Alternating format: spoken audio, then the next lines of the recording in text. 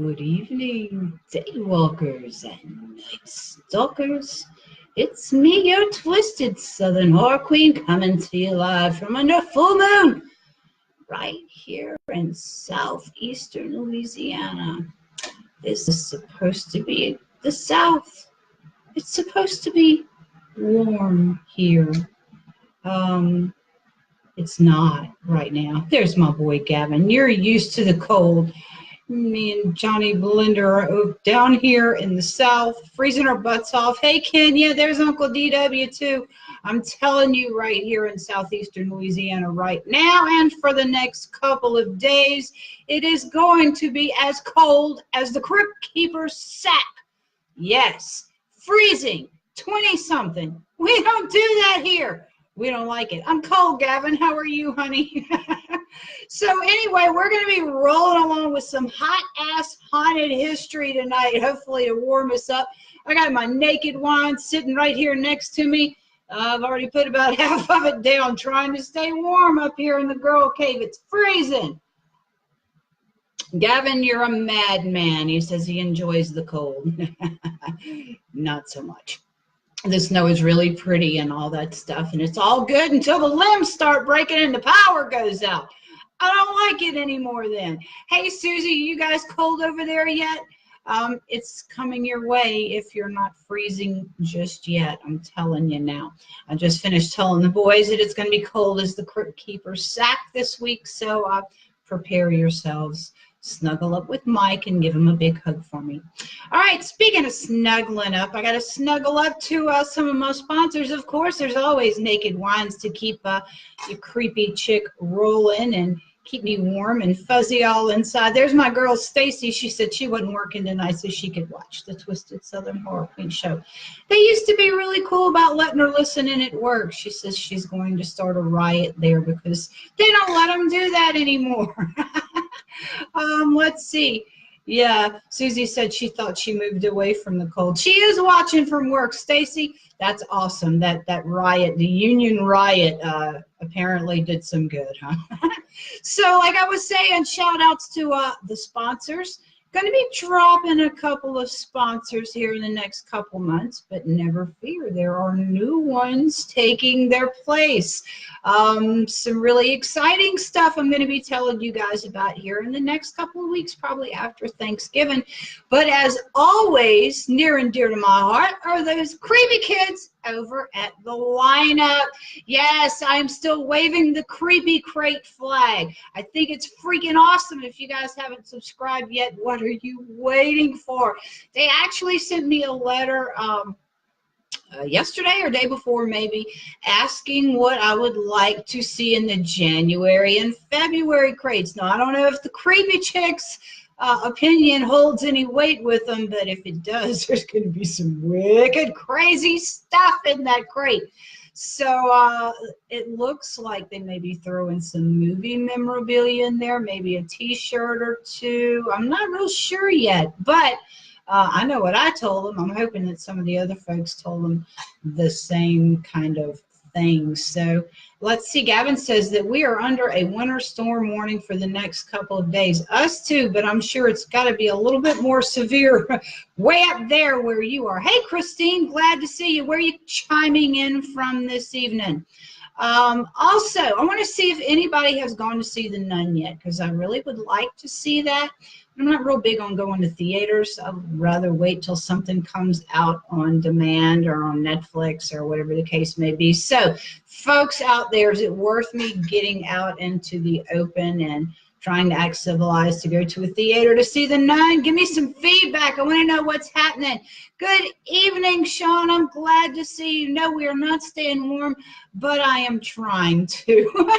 Hey, Chris Seals in the house as well. Oh, that reminds me, before I get rolling on the creepy crate, a big shout out to Brian Britt of the Memphis Street Outlaws, who sent us t-shirts, and they're black. It's freaking awesome.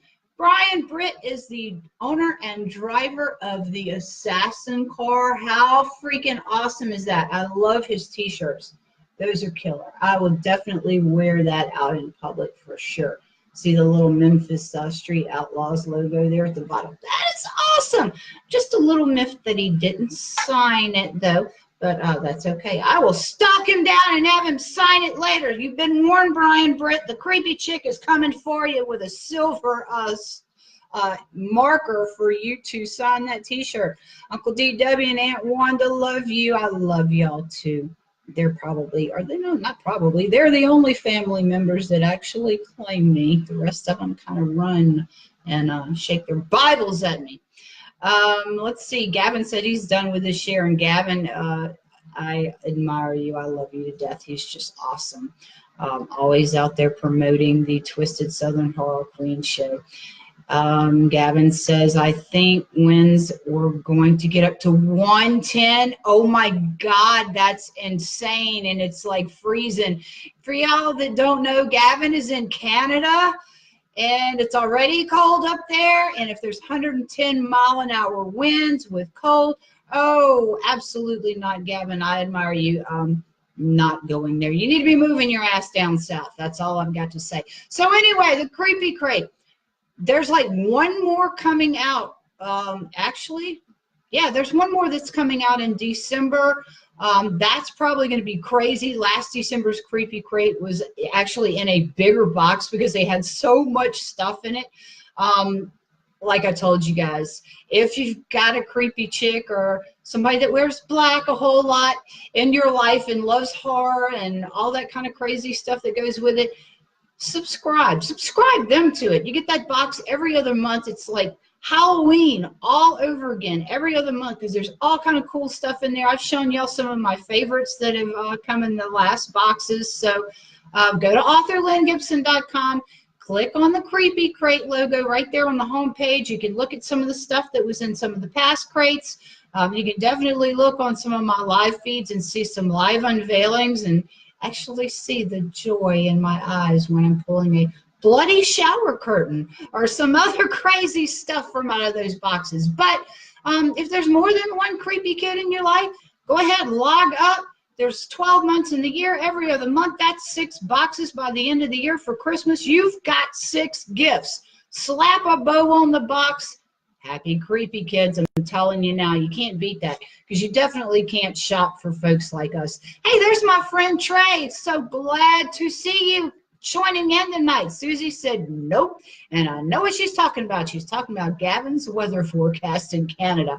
Ernesto is in the house. This one's for you, Ernesto. That is yummy. That's a peach blend wine. He says he is staying warm by cleaning up the apartment and eating hot, spicy food. That will definitely do it. All right, so tonight we're going to start off with schooling you guys. That's right. We're going to school you guys on some haunted schools.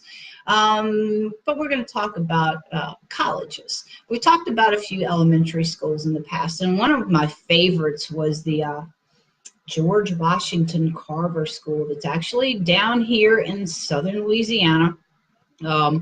Just to give you guys a brief rundown of what went on at this lovely little school. There was a janitor there that was found to have been behind the disappearance of several young female students. They were all sexually molested, abused, tormented, tortured, and murdered there on the school grounds. And of course, their bodies disappeared for several decades before anybody figured out that it was him that was responsible. And this school is haunted as hell. And it's abandoned now, but it has been known to be the site of some occultic rituals because of all of the spiritual activity that goes on there. Those folks have locked on and they do all of their little craziness there. So also several different paranormal investigations, lots of EVPs, lots of pictures, plenty of orbs, all kind of crazy stuff that goes on there. But that is, like I said, in elementary school. We're not going there tonight. We're going to the higher education facilities. There's my girl Rhonda. She's chiming in from Kentucky. I know you're cold already. Not even going to ask. Christine Robinson says, everyone in UK thinking of everyone who's lost their homes and are affected by the hideous fires in America. That's in California. That is on the West Coast from us. Thank you so much for that, Christine. We're all watching that pretty closely. That is absolutely tragic. But yes, we are staying safe. No heat here today, just a lot of cold. But thank you for that. You're awesome, Christine. So obviously she's from the UK, which is a ghost haven. There's all kind of haunted stuff there. One of my favorites, of course, is the Tower of London, because there's all kind of different stories there. Gavin says he likes the video of the headless ghost in a school. Ransom William Dull, hello from Toronto. Yes, indeed, Toronto's got some serious ghosties there as well. Gavin's definitely hooked me up with some stuff from there. But right now, we're going to be talking about these colleges. And there's a lot of them that are out there that have a lot more than their school mascots just wandering around on these campuses. I don't know if you've ever heard of it. I kind of grew up with it, but really didn't know what the concept of the phrase "win one for the Gipper" was. Now, I knew it had something to do with Ronald Reagan, and kind of put one and one together when I was talking to Big Johnny Blender about it last week. And I realized, oh, okay, well, he was an actor playing a role. I said, but did you know this is the actual story? And Big Johnny Blender looked at me like I was a blonde idiot. I get that every once in a while. Anyway, the phrase "win one for the Gipper" actually came from a true story. Now, this dude, George Gipp, was a legendary Notre Dame football player.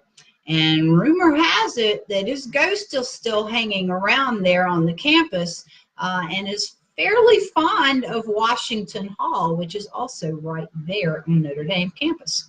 So this dude died from some kind of a throat infection in December of 1920.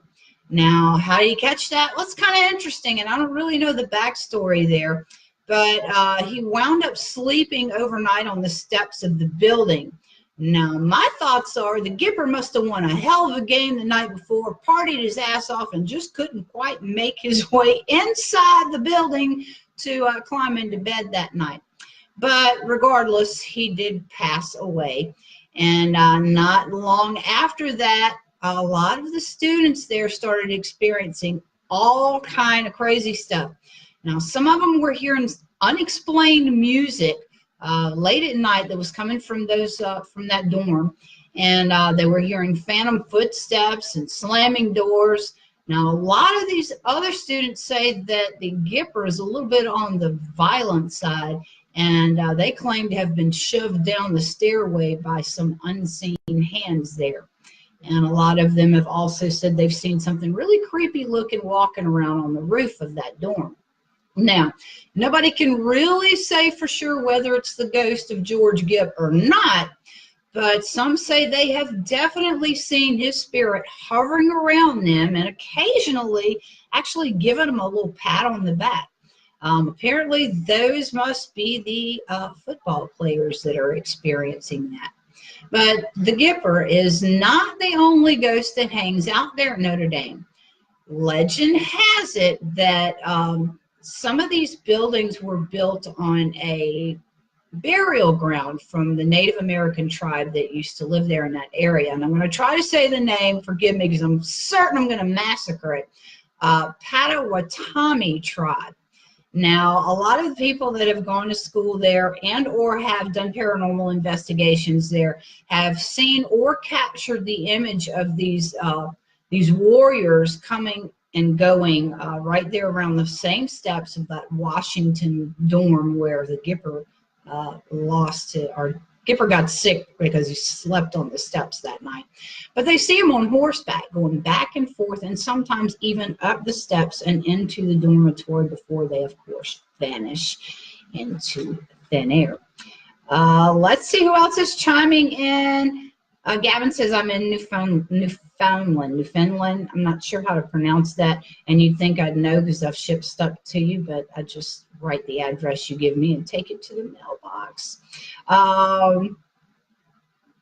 Christine says she's had a ghost walk through her. That is a very eerie experience, and it doesn't just go away as soon as they vanish, does it, Christine? Been there, done that. Andrew Armstrong is in the house. Thank you, Andrew, for joining in. I'm looking directly at my beautiful paintings that Andrew did for me. I shared those with y'all for a couple of weeks ago.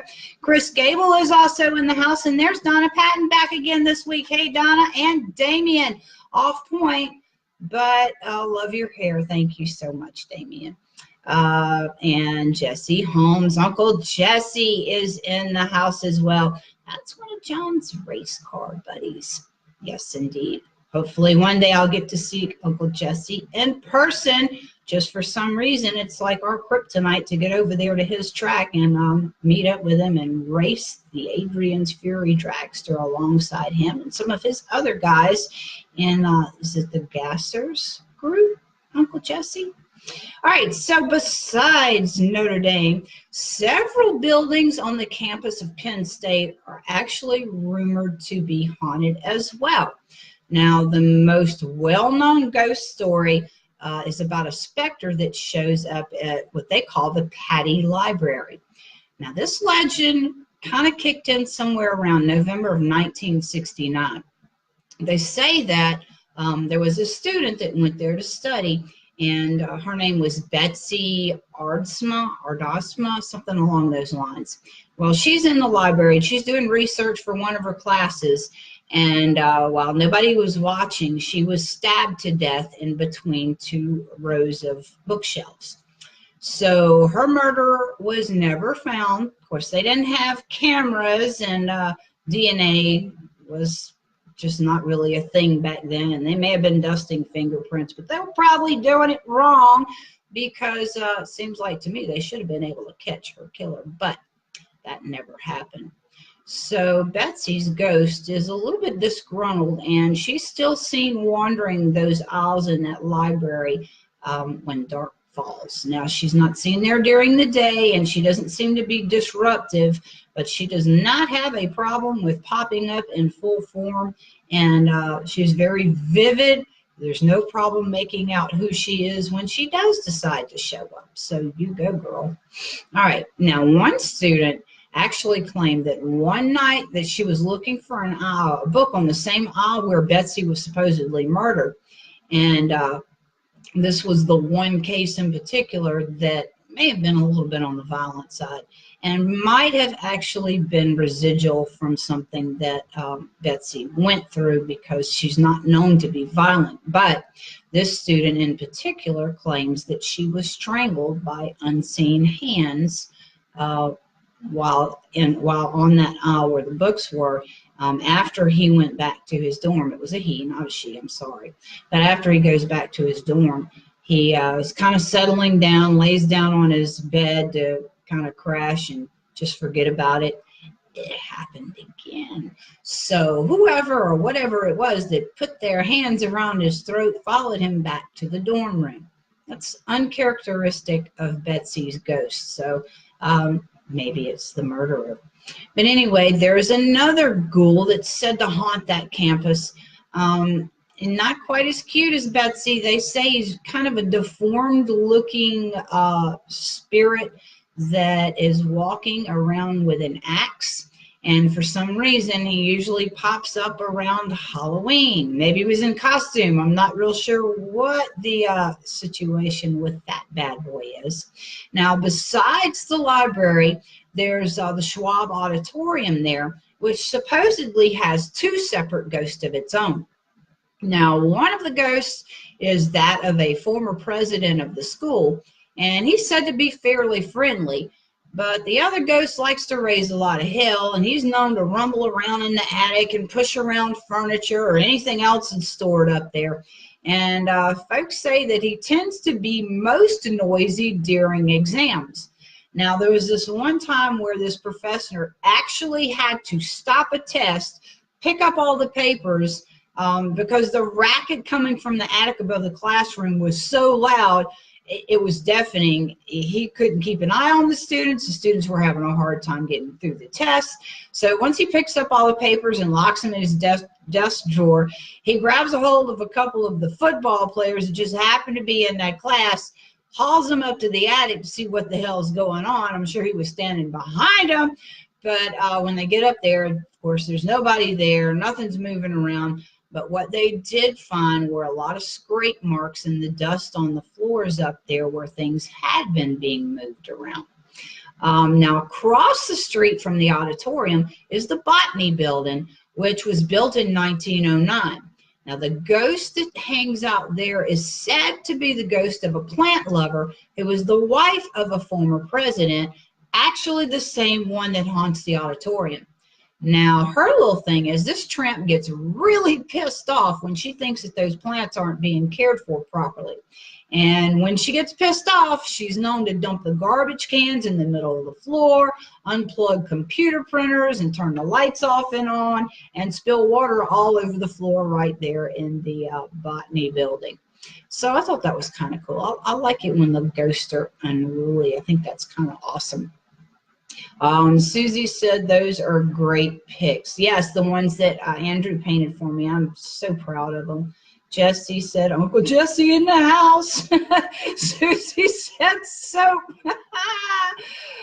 I'll tell you guys about that in just a minute. Damien says, I've done the Jack the Ripper tour in London. Oh, I bet that is freaking awesome. And of course, he's still hanging around there too. And they say the spirit of one or two of those hookers that he killed is also hanging around there. I hear about the stamping in the library before. Yes, indeed, Gavin. Damien says it's an experience worth trying. Well, if I ever get the balls to get on a plane and fly that far, I might actually do it. Tell Michael I said hello as well. There's my boy Glenn Harrison from Hardcore Paranormal. He's chiming in. Greetings from a cold, windy night in South Texas. The perfect creeper for listening to the show. Absolutely. Stay warm, pour a glass of bourbon, and go chill. David Childers is in the house. We love y'all too. Actually, David, I might have something to talk to you about here in the next week or so. We're trying to make a couple of contacts and see if we can make something happen here in our neck of the woods. Jane is in the house. Hey, lady, before I get off track, you have a nice Thanksgiving. You have a wonderful night. Back at you, Jane. Hope you have plenty of turkey and dressing and all the good stuff that goes along with it. And don't gain a pound. Turkey's a holiday, or Thanksgiving's a holiday, and turkey and dressing and all that stuff. No calories. Eat as much as you want, because that's what I'm going to do. And I'm going to keep telling myself that. No calories. Damien said that's not a ghost if it's causing havoc. It's not a ghost, it's a poltergeist. Yeah, there's probably some truth to that, but that's single general classification. Yeah, we'll stick with that. Jane says, I'm loving it. Thank y'all. Ronnie, hey, there's Ronnie and Lori Owens from Katy, Texas. Noisy ghost, that's absolutely right. That came from the German language. Sounds great. Just give us a call. I will do that. Hey, Deborah, nice to see you joining in tonight as well. All right, so one more haunted college. That is Ohio University in Athens, which I say is the most haunted college campus in the entire country, if not the world. We hear that a whole lot here on this show, right? It's kind of hard to judge what is the most haunted. But anyway, there's a lot of madness that goes down here. And there's been a number of reports of haunting activity in a bunch of different buildings there on campus. Now, the Brown House is haunted by the ghost of Millie Brown. Now, she's the chick that actually donated this house to the university. And she's been peeking out of one of the windows there for decades. Also, there used to be a swimming pool in the backyard. And you can still hear from time to time the sounds of children splashing around in the pool that is no longer there. Now, Delta Tau Delta is a frat house that's there, and it's got a fair share of activity as well. It seems that after some mischievous frat boys swiped a tombstone from nearby Sim Cemetery, they started experiencing all kind of poltergeist activity in the house. It stopped only after they returned the grave marker. Now, Jefferson Hall also has a token ghost. In fact, In 1996, some of the students were exploring the attic when they encountered this chick dressed in clothing from the 1950s. Now, when they tried to speak to her, they noticed that she was transparent and floating above the floor. Needless to say, she wasn't talking. But the sighting was followed by an array of poltergeist activity. At that point, the lights start switching on and off. The toilet paper rolls were being unrolled by unseen hands, and what sounded like hundreds of marbles being dropped on an upstairs floor. Yeah, that was going down there too. And then last but not least, Crawford Hall. Now, that's a freshman dorm, and it's said to be haunted by the ghost of this chick named Laura. Now, Laura was a student who fell to her death from the 4th floor window. Well, one night, one of the room attendants was awakened by the ghost, who actually opened his room door and looked in at him. When he sits up in bed, the ghost says, "I'm sorry I woke you up," and disappeared. At least she's polite and has manners and all that kind of stuff. I thought that was a kind of cool story. Let's see, Jamie, my little diva Vaccaro from here in Tangible Parish, is in the house. Hey, Mike, glad to see you joining in. Lawrence, bam, it's going to be cold in the Crescent City, my boy. David says his ex was haunted too. We have some exes that do a little bit of haunting every once in a while. Yeah, but just Naked Wines. Awesome. If you would like a $100 voucher for your next delivery of Naked Wines, message me and I will send that to you. $100 off a case of Naked Wines and free shipping. Can't beat it with a stick. We got the holidays coming up. What are you going to do when your relatives come over? You can't stay sober. A case of wine will get you through Thanksgiving and Christmas. If not, order 2. I'll give you 2 vouchers. All right, so on to a haunted house.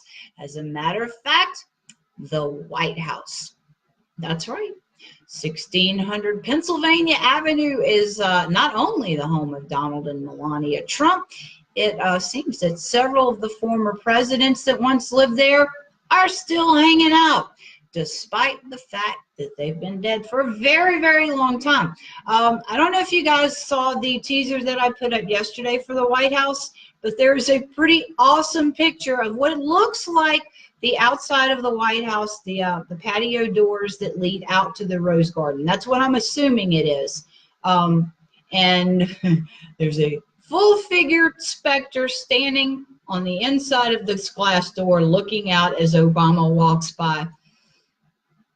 They have had several people say, I was going to go somewhere else, but I'm just not going to do that. Anyway, they've had several people speculate on who the ghost is.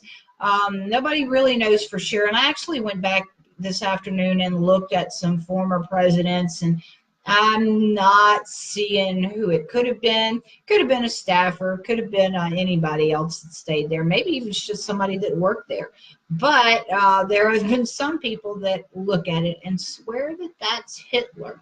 What a creepy, freaking thought. The ghost of Hitler in our White House. Yeah, that'll curl your hair, won't it? Anyway, I saw a whole lot of different pictures there.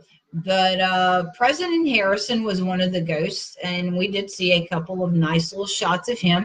Now, he's got a habit of rummaging around in the attic as well. He is looking for something, but God only knows what it could be. Now, President Andrew Jackson is also said to haunt his old room there at the White House, and the ghost of Lady Abigail Adams is still seen today floating through one of the hallways while carrying something that nobody can figure out what in the hell it was. Might have been a bottle of Naked Wines.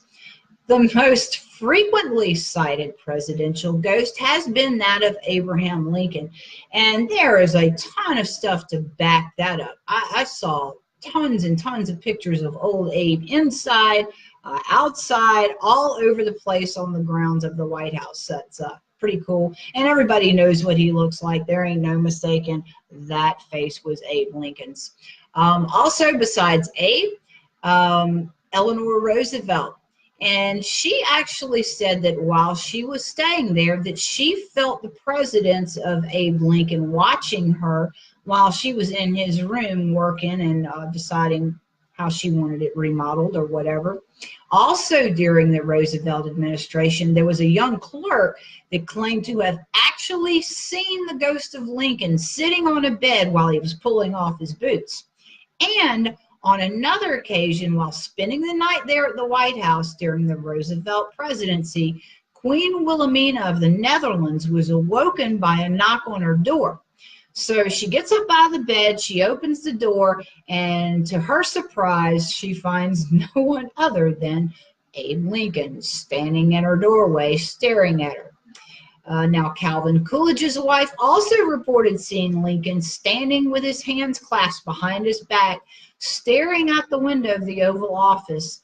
Looked like he was in deep contemplation. And of course, what he was staring at was the bloody battlefields across the Potomac. So from one crazy haunted house to a haunted crazy house. You know, I can't leave those nut houses alone. Let's see who else is chiming in before we go to the crazy house. David says he's laughing his ass off and he's tagged Jamie. I guess I'm going to be in trouble with Jamie for acting a fool, huh? Hey, there's Holly. Glad to see you, my twisted sister. Gavin says, I seen the pic she posted. Was that not a crazy pic with Obama walking by and that full-bodied apparition staring at him through the window? Jody Parker, nice to see you, sweetness. There's Brad and Melissa Chitwood. I have not heard from you guys in a while. Glad to see you. Tasha Dameron, my dear, dear friend. I've just blessed her with a copy of The Dark Man. She'll be having nightmares for months. She'll be cussing me and calling me and MFing me and all kind of stuff. Hi, Hannah and Gavin. David saying to everybody, and Gavin saying hi back. I've got such a great group of followers. Thank you guys so much for always being there for me and always supporting me and laughing at my madness. All right, so like I said, I was teasing you guys with a haunted crazy house. Oh, yeah, it's on. We're going to talk about the Rolling Hills Asylum, which is located between Buffalo and Rochester. Now, this bad boy is massive. It's 53,000 square feet. It's a big-ass brick building that sits on a knoll in East Bethany, New York. But most prominent ghost hunters are well aware of where this bad boy's sitting because they've been investigating there for years. So this joint actually opened on January 1st. Happy New Year, y'all, 1827. And it was originally named the Genesee County Poor Farm. Sounds like a place you'd want to make a reservation, right? Not so much. Anyway, it was to house those eligible for assistance, including paupers and habitual drunkards and lunatics, the blind, the lame, or otherwise handicapped, orphans and widows and vagrants, and even a murderer or two. Sounds like a freaking party now, right? Well, in the 1950s, it became the Old County Home and Infirmary. And then in the 1990s, it was transformed into a set of shops and later on an antiques mall. Now, there's over 1,700 unmarked graves on the property where these unclaimed corpses were buried. No doubt this joker is some kind of haunted. So it's no shocker when the property owners and vendors and shoppers start noticing all kinds of strange occurrences going on there. So somebody calls in a paranormal group to come and investigate Rolling Hills. And then the spooky haunted reputation was born. So some of the reports that were coming in from these vendors and store owners and all the folks that like to frequent that little antiques mall at the time were things like disembodied voices and doors slamming and then being held shut when there's no locks on them. There were people screaming both during the day and night, and not people with a pulse. You'd be standing there with a piece of china in your hands shopping, knowing it's an antique, worth a small fortune, and all of a sudden you hear something screaming right in front of you, and they ain't a damn thing there. I hope these folks had some good insurance on all their inventory. That's all I got to say. But anyway, Other than that, they of course were seeing shadow people and orbs and, you know, the typical haunting kind of stuff that goes on. Well, Rolling Hills case manager, a chick named Susie Yinzer, she gets put in charge of this bad boy.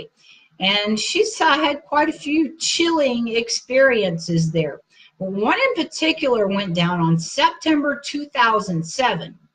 She said that while she was working, there was a public ghost hunt that was going on, and she was along with them, kind of describing and giving the history of different rooms and different annexes or whatever the case may be. Well, while she's along with this ghost tour, there was a dude with them as well that was filming a documentary about the building, and he wanted to try an experiment in one of the rooms. Well, the room that he just happened to choose was in the basement. And for some reason, which I was not able to find why, this room was known as the Christmas room. It's probably where all the Christmas shit is stored. But anyway, this dude wants to go in this room and sit down with no lights, no equipment on, and the only light that he would have was a pink glow stick. So he carries a bunch of people down there. They all sit in a circle, and he throws this pink glow stick in the middle of the floor in between them. And they also added a small ball and a child-sized rocking horse inside the circle. So they elect Susie to try to start making contact with any spirits that were said to have been known to hang out in the Christmas room there in the basement. Well, the more Susie talked, the more crazy stuff starts happening. First, the glow stick starts moving back and forth. And then the rocking horse starts slowly rocking back and forth. So a few folks in the room, including Susie at that point, sees this hand and arm come from out of thin air and reach for the ball that's sitting in the middle of the circle. And then all of a sudden, it just vanished. Madness, right? But they didn't have any freaking equipment down there to catch that. That was kind of dumb, if you ask me. I'd like to see that video. Anyway, there's several paranormal hotspots that are in this now abandoned building. And first one off is a room that they call Hattie's room. Now, that's on the east wing. And one of the current caretakers that's there now is named Sharon. She says that there was so much stuff that was going on in Hattie's room that she took a tape recorder up there and left it running in the room.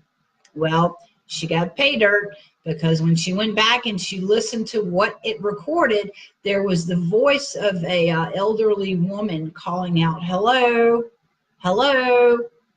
So she thought right off the bat that it was the voice of one of the former patients from that nursing home that was blind, and the old woman would just sit there and call hello until a nurse would come in and check on her. Well, Sharon said that she took that tape recorder and played it to a former employee who immediately identified that voice as Hattie's. That's pretty awesome. She's still hollering hello. And the nurses better get off their asses and pay her some attention. Now, Roy's room is kind of cool, too. Now, Roy Krause appears as a 7-foot-tall shadow man in full form. He's everybody's favorite apparition there. He's kind of the gentle giant. Now, Roy obviously stayed there at the home. Then, of course, he had a little defect, if you want to call it that. He had what was known as gigantism, which is caused by a tumor in your pituitary glands. And bottom line is it messes with your growth hormones. Well, if the NBA would have been back in the day, Roy would have been making some bucks. But unfortunately, when he got stuck in there, he was seen as a defect. So this poor bastard lived his entire life in this facility, and he died there in 1942. He was 52 years old and 7.5 feet tall. Now, Sharon also has a story about running into old Roy, kind of, sort of. So here's what happened with her.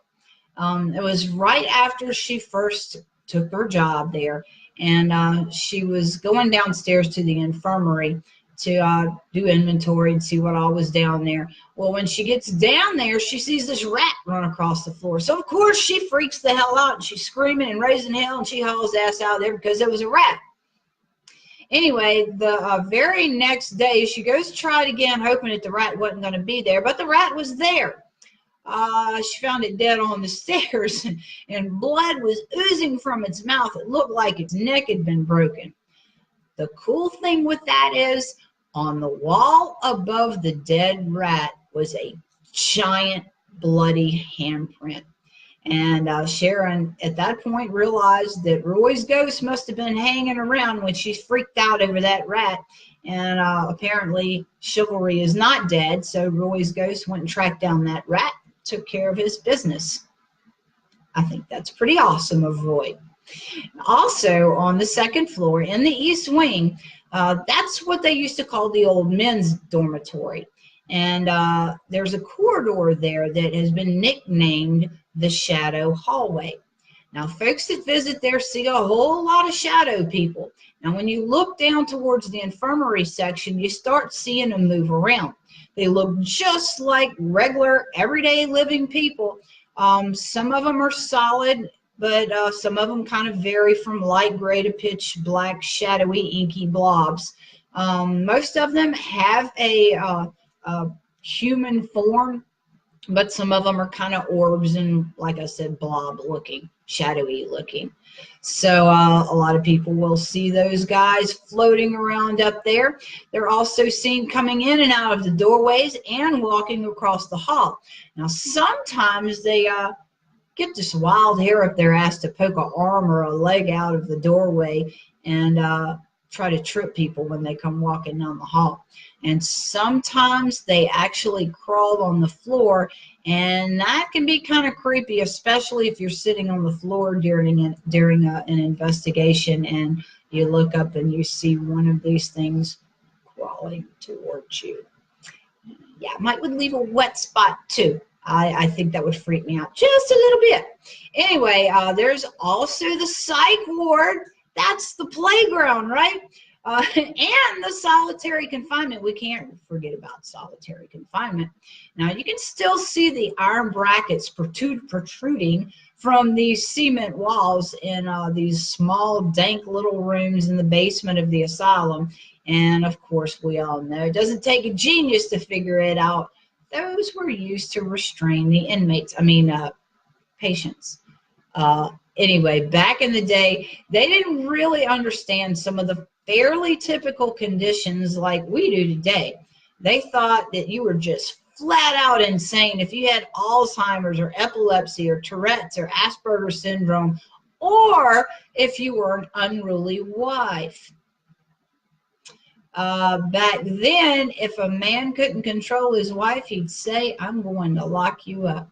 I can tell you right now, Big Johnny Blender wouldn't even try to go there because I'll get out. I know how to work power tools. Anyway, of course, we can't forget the morgue. Next to the embalming table, there are, of course, two big-ass walk-in refrigerators, and they're not full of ice cream or bacon. Yeah, once you unhitch those huge latched doors, you can see it's pretty obvious that those were used for cold storage of human corpses. And folks that have been down there to the morgue say that it's very active and lively these days, but it's lively with supernatural activity of the folks that have obviously been stored there, embalmed there, whatever the case may be. Also, while you're down there in the morgue, you could possibly hear ghostly voices and things being moved around by unseen forces. People have even been violently shoved and knocked off their feet there. Yeah, poltergeist, right? Let's see who else is chiming in before we move on to the next segment. We've got Hannah. Hannah says, "Hi, David. Awesome place, amazing activity. Went there last week while filming." Did you really? I wish you would call me and let me meet you somewhere so I can have some of those experiences as well. Ronnie and Lori Owens. Hannah gets the long distance award for the night, first-time listener from UK. That's absolutely right. Pat Bateman, nice to see you. No, I'm not going to go there, Pat. Not today. Susan says, you mean to tell me I was up in that freezing weather and no one told me that I was that close? Not cool. Sorry, honey, I didn't know. Ronnie and Lori, hey, Pat, we don't put up with that shit on here. Thank you, Ronnie and Lori. Trust me, that will get blocked. Was that Pat? I'm sorry, sweetheart. This show is geared towards people with a higher intellect. You're playing in the wrong field right now. Steve and Bev Martin, nice to see you guys. Also from the UK, Susie said she was going to freeze. At least she would have been enjoying it. I hear you. Thank you, David. I appreciate that. Whatever. You know,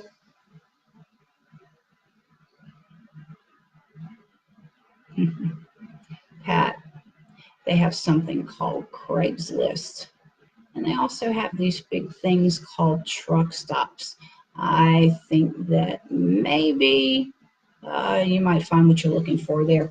Geo Hot Rod Russ, glad to see you. He says it's his first time tuning in. I hope you like creepy, scary, urban legends, and all that kind of stuff, because we got plenty of that going on right here.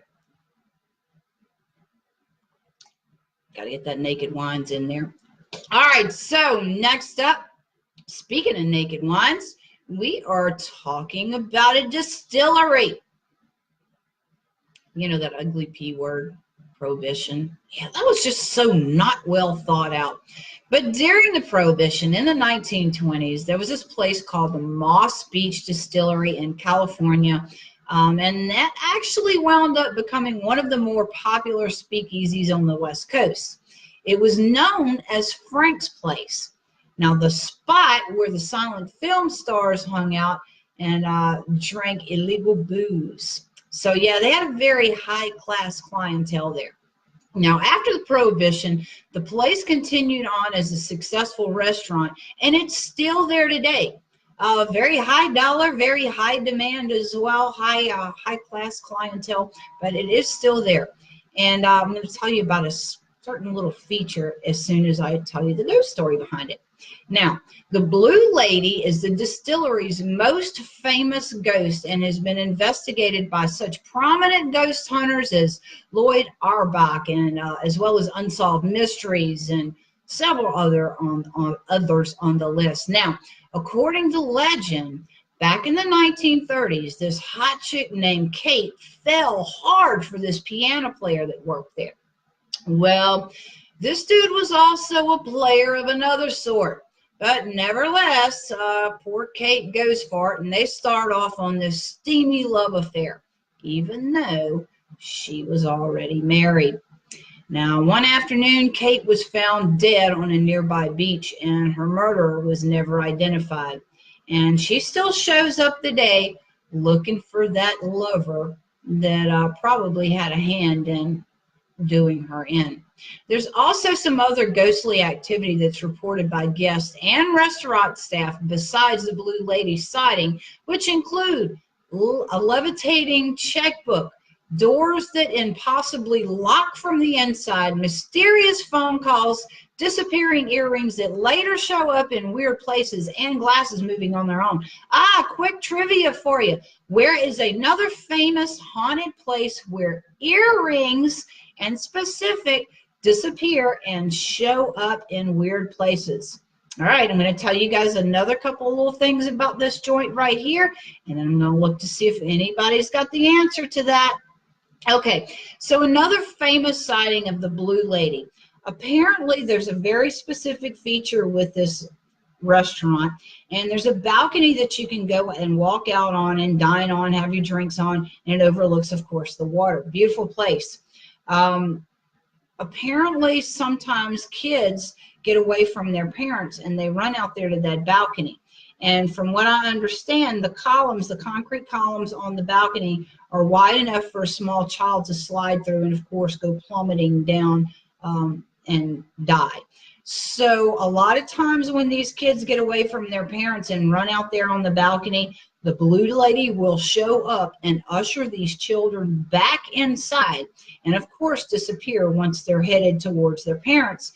And the children will actually tell their parents that the lady in the blue dress told them they had to come inside and brought them inside to their parents. So it's kind of cool to know that there's a little insurance policy there, and she is still watching out for kids that could get hurt. Because apparently she might have fallen from that balcony as well. Now Gavin says, I think about the blue lady on the show Taps. David, let's see, I can't get down that far. David's talking about the blue lady. I should know the answer to that question. That came up 2 weeks ago. Too bad I'm forgetful. Okay. Here it is. It's the Myrtles down here in Louisiana. Chloe, one of the resident ghosts there, was actually the lover of the gentleman that owned the place. And long story short, she was lynched for poisoning the wife and kids. But it was an accident. She didn't really mean to kill them. She just wanted to make them sick and nurse them back to health. Maybe we'll talk about the whole story so I can explain it all to you and make a little bit more sense. But yes, Chloe had a problem with eavesdropping, and she would sit there and listen in on the parlor when the gentleman friends came for the owner of the house. And she got busted more than once. And one time she got busted while there were some very important people there, and the owner had to do something because all of them saw her there. So his punishment to her was to cut off one of her ears. So people who have stayed there at the Myrtles throughout the years have lost one earring. But they always turn back up. They just turn up in really strange places, closets, different rooms in the bathroom. Actually, one of them turned up in the pantry and in the microwave, either in the microwave or nearby the microwave. In the kitchen. I thought that was kind of cool. But yes, that's where that came from, Chloe at the Myrtles. Pretty cool little story there. All right, so Jody says, I'm ashamed because I'm from Louisiana. Don't be ashamed. Susie says, that's right, he cut her ear off. Yes, he cut her ear off. Should have just made a pot of grits. I keep threatening Big Johnny Blender with that. It really does keep him in line. Anyway, okay, so I'm going to throw a haunted jail into the mix, being that we got a few more minutes, and I've still got a little bit of wine left. That's not going to last much longer. So, it's been a while since we've talked about a paranormal pokey. This one is the original Wicklow Gal, as they used to call it, but it's a jail, and it was built in 1702. Now, the conditions for inmates there and then were extremely harsh. Yeah, there was no cable TV, no Pizza Fridays, and definitely no internet. Hellish, right? So to make matters worse, there was no separation either. That means that women, homicidal maniacs, town drunks, political prisoners, and even a priest were all thrown into Gym Pop and pretty much told, good luck, y'all. So, see, the way it went down back then is that the dude that was elected to be in charge of the prison was paid very, very well to oversee all this madness. But the issue with that is they would pay him like this big wad of cash or gold coins or silver coins or however the hell they did it back in the day. And he was supposed to take money from out of what he got paid to make sure the prisoners were fed and clothed and all that good stuff. So you can see where I'm going with this. None of that shit went to the prisoners. He kept it all for himself. So, yeah, it got pretty nasty. Now, these morally unfit individuals, they were not overseen by anyone. They answered to anyone. So there was nobody for any of the inmates to complain to. And who would listen anyway, right?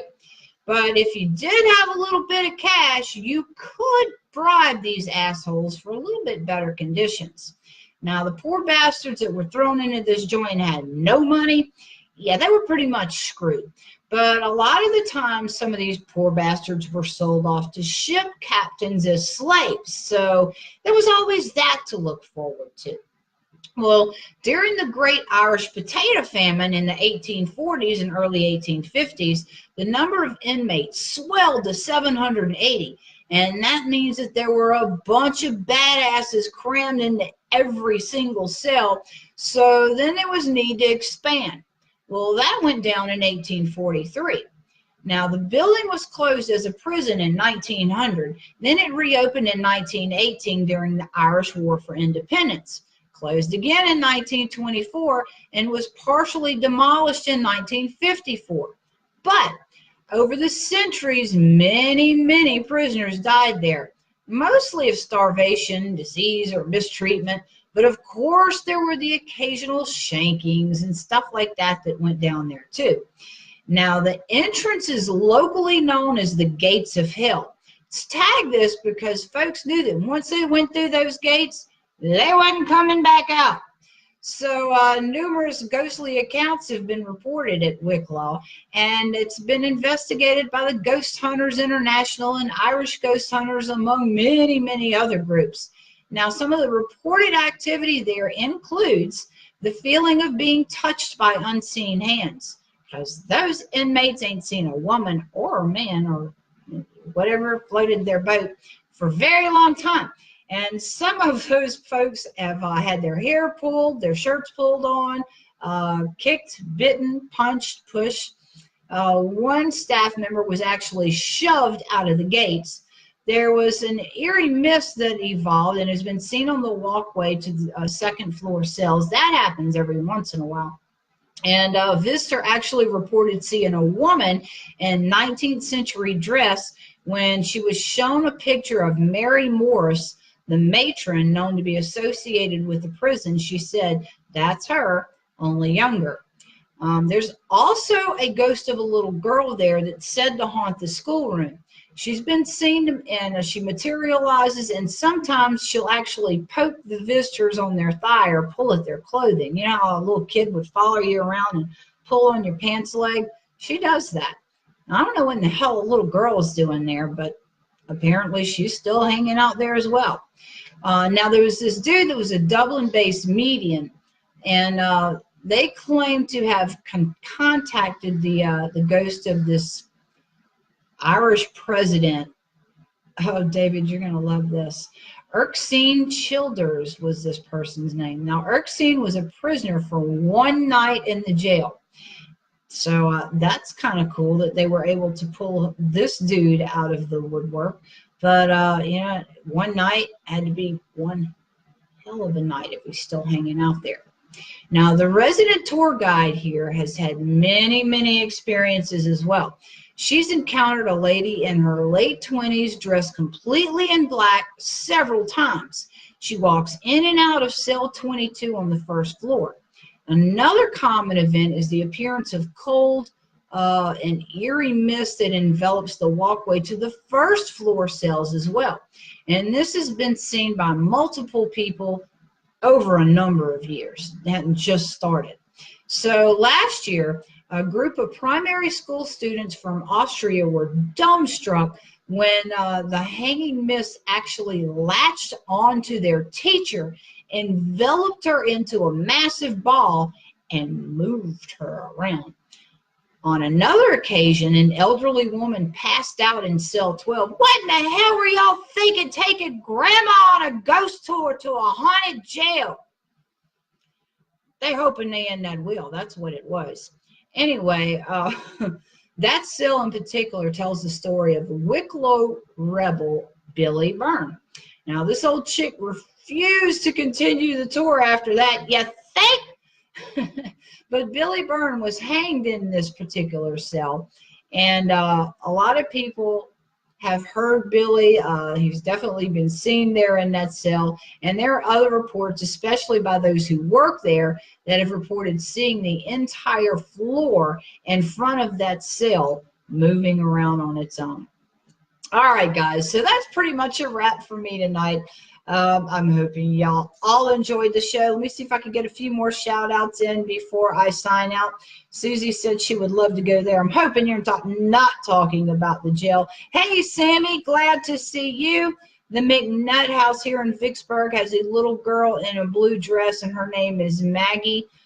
She plays with young children there. I have, I think Lisa might have contacted me about something that happened to her there at that house, if I'm not mistaken.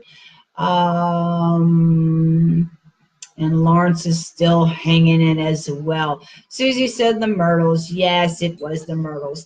All right, folks, so I am out of here for now. If you were anywhere where this freaking freeze is fixing to go down, make sure you stay warm. Like I said, you want $100 off a case of Naked Wines, send me a message. I'll get you that code. Free shipping. If you do it real quick, you can at least thaw out by the time you get that case of wine. All right. I also want to remind you guys, if there's anything that you would like for me to look into, any haunted areas, ghost stories, urban legends, whatever the case may be, shoot me a message about that as well. I'll give you a shout out on the show if I can find enough documentation. Also, always go to authorlynnGibson.com where you can check out my books, my blogs, and all kind of creepy stuff that's going on there.